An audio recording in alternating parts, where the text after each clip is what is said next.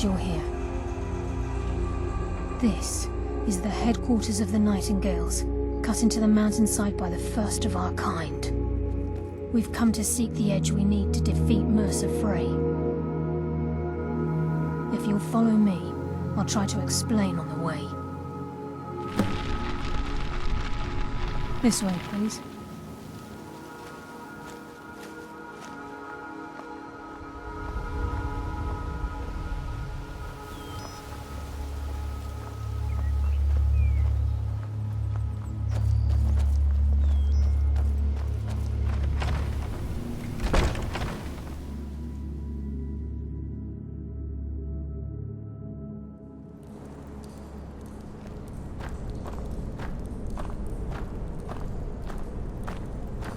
So this is Nightingale Hall.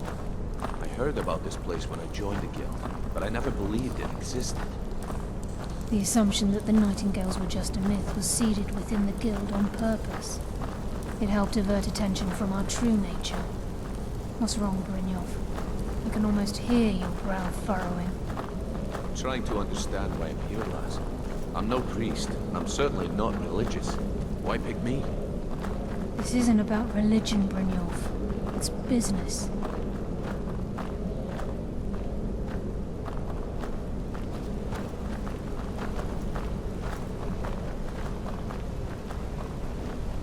This is Nightingale Hall. You're the first of the uninitiated to set foot inside in over a century. Now, if you'll both proceed to the armory to don your Nightingale armor, we can begin the oath. I've never seen anything quite like that.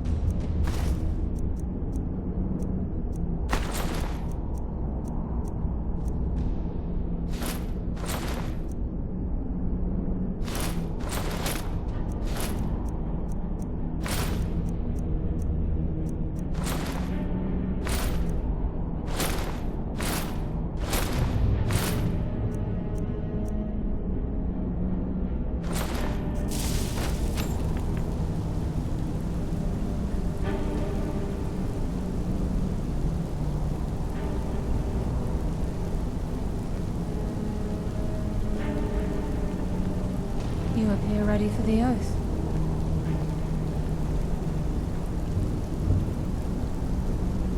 You appear ready for the oath.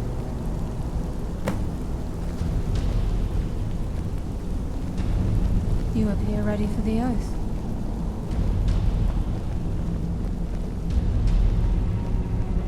You appear ready for the oath.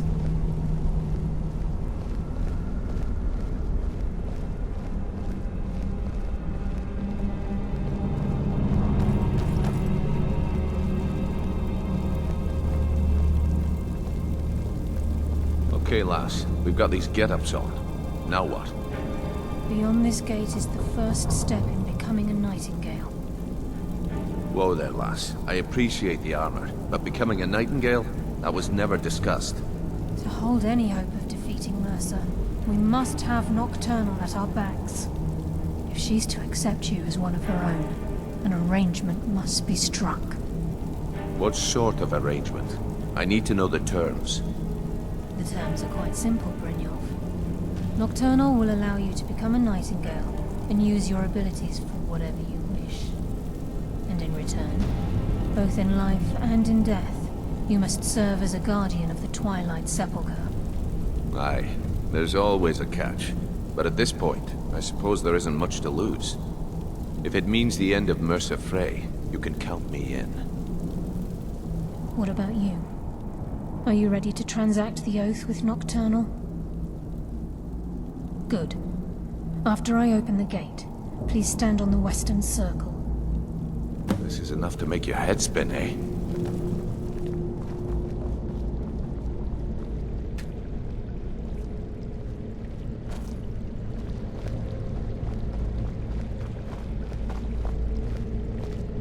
We'll speak when the oath is complete. I think we should trust the lass and take the deal. We'll speak when the oath is complete.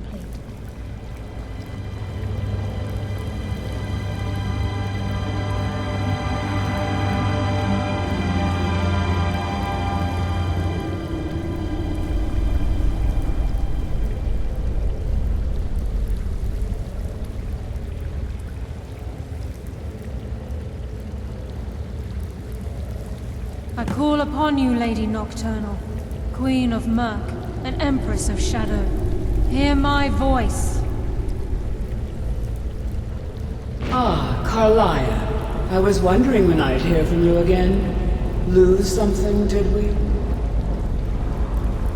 My lady, I've come before you to throw myself upon your mercy, and to accept responsibility for my failure.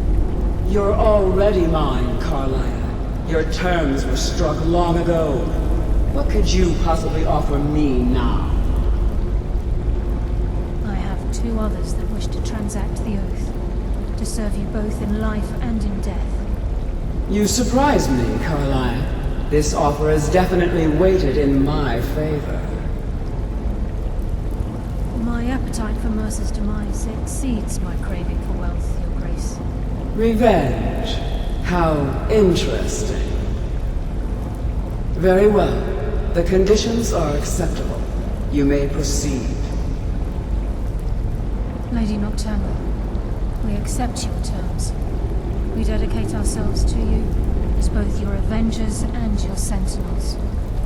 We will honor our agreement in this life and the next until your conditions have been met. Very well. I name your initiates Nightingale, and I restore your status to the same, Carlisle. And in the future, I'd suggest you refrain from disappointing me again.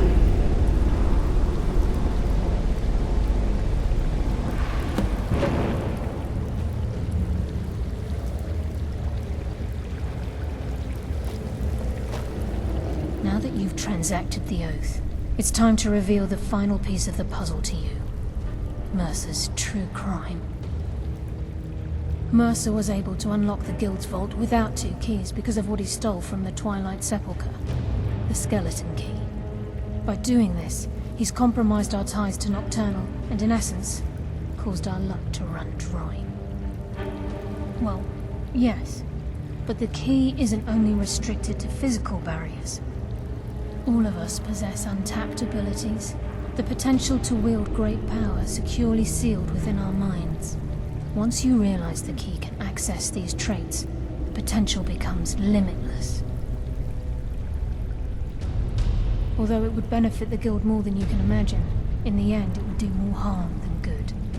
If the key isn't returned to its lock in the Twilight Sepulchre, things will never be the same for the Guild.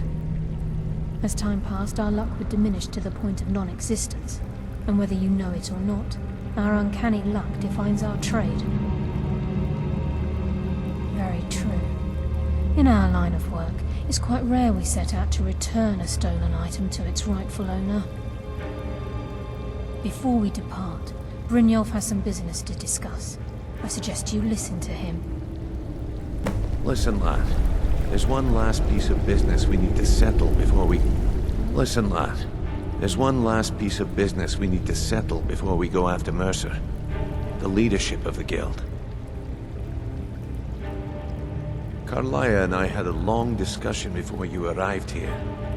Thanks to your efforts, Mercer's treachery has been exposed. After we deal with him, all that remains is restoring the Guild to its full strength. As a result, we both feel that you have the potential of replacing Mercer as leader of the Thieves' Guild. I've been at this game a long time, my friend. A long time. I've stolen trinkets from nobles and framed priests for murder. I'm good at what I do, maybe even one of the best, but it's all I know. I've never been one to lead. Never desired it, never cared for it. Don't want it.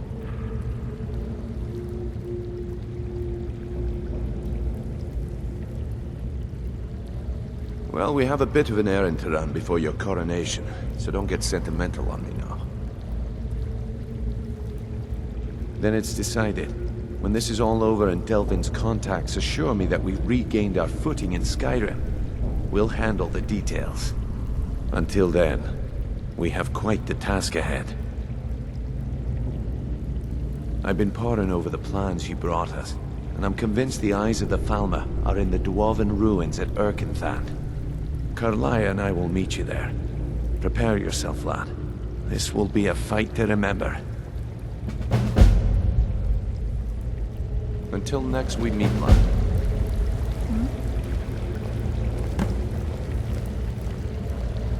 Sorry, lad. I've got important things to do. We'll speak another time.